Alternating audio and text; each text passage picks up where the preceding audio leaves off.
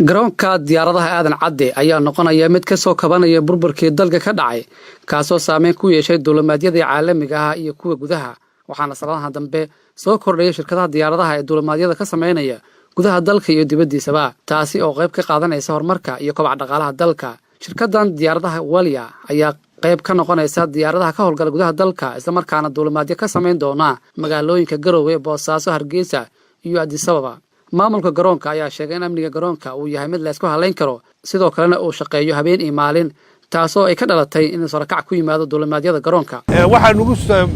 bariyahanba airportka Muqdisho wuxuu shaqeeyaa 24 saac uu shaqeeyaa safety-giisa 100% waaye airportka taas waxay geesinimo gelisay inay diyaaradaha mataqaana ay sheegeen flight-ka oo bato maxamed cabdi cali waa maamulaha shirkadda Walia waxa uu sheegay in si furan ay u adeegi doonaan shacabkooda waxa kale oo sheegay in ay ku bilaabayaan qaar ka mid ah gobolada dalka Walia Airways taasoo ka shaqeyn doonta gobolada dalka ee isku xiri doonta Addis Ababa maanta waxaan bilaabnay flight-kan ugu horeeyay insha Allah waxaan rajaynaynaa inaan sidii u bilaabatay noqoto customer-keena iyo waxaan ugu bishaareynaa ummadda Soomaaliyeed meel kasta ay joogaan in aan u keenay flight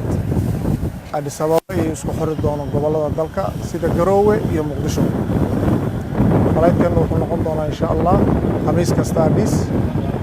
sabti kastana Addis Ababa ka imaata Muqdishona way iman doontaa haddii Alla idmo Cabduqaadir Cali Axmed warbaahinta qaranka